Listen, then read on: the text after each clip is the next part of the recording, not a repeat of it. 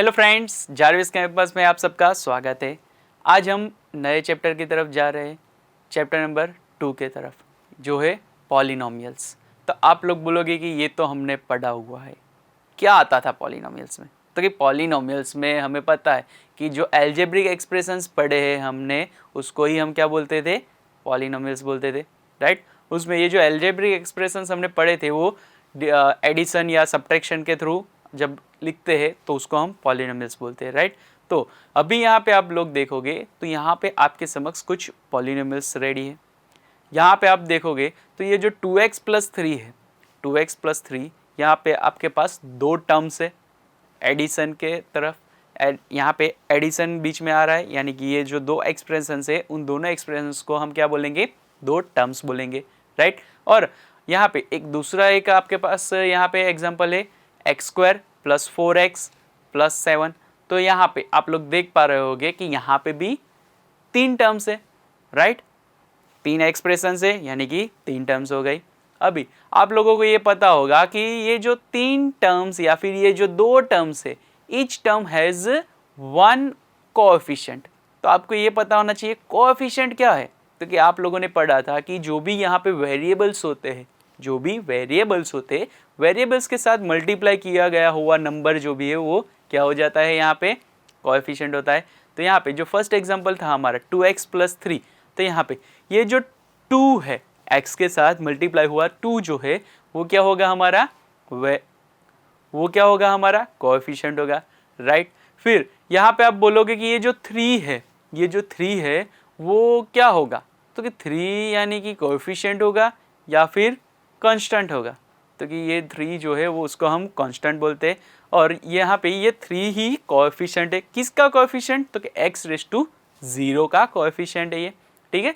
अभी यहाँ पे आपको मैं बता दूं कि ये जो 7 लिखा है, ये जो 3 है, या फिर -2 लिखता हूँ या फिर 5 लिखता हूँ, ये जो सिर्फ नंबर लिखते हैं उनको भी हम पॉलिनोमियल ही बोलते हैं, उनको हम बोलते हैं कांस्टेंट पॉलिनोमियल बोलते हैं, राइट। और जो 0 है, कांस्टेंट पॉलिनोमियल 0 है, सिर्फ 0 नंबर लिखा गया हो तो उसको हम 0 पॉलिनोमियल बोलते हैं, राइट। फिर अगर आपको पूछा जाए कि आपको कैसे पता चला कि ये कोई भी यहाँ पे दिया गया हुआ पॉलिनोमियल है कि नहीं है, तो यहाँ पे आपके समक्ष कुछ 4 एग्जाम्पल दिख रहे हैं। तो यहाँ पे आप लोग बता पाओगे कि ये पॉलिनोमियल है कि नहीं है। तो यहाँ पे आप देख पाओगे कि ये जो दो एग्जाम्पल है उसके अंदर आपको जो x है, यहाँ पे जो x है वो एक में डिवीज़न में दिया गया है, और एक में आप देख पाओगे कि x जो है उसके ऊपर अंडर रूट का साइन है। यानी कि ये जो डिवीज़न वाला x है उसको हम कुछ इस तरह से भी डिनोट कर सकते हैं, x⁻⁻1, राइट। फिर ये जो अंडर रूट में x है उसको हम x⁻1/2 डिनोट कर सकते हैं, राइट। तो यहाँ पे आप लोगों को पता चलना चाहिए कि ये x⁻1/2 और ये जो x⁻1 है वो दोनों ही क्या है? तो कि होल नंबर नहीं है।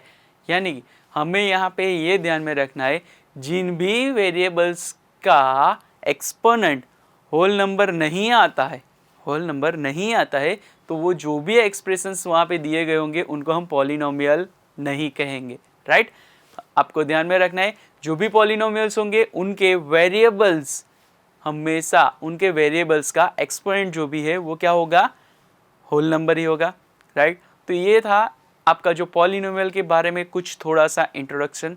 अभी हम ये चैप्टर में क्या सीखने वाले हैं? तो कि ये चैप्टर में हम values of polynomial and zeros of polynomial के बारे में बात करेंगे आगे। फिर यहाँ पे एक थियरम है, रिमाइंडर थियरम, उसके बारे में बात करेंगे। फिर ये जो हम पॉलिनोमियल्स पढ़ रहे हैं उसका फैक्टराइजेशन करना है तो उसके बारे में पढ़ेंगे।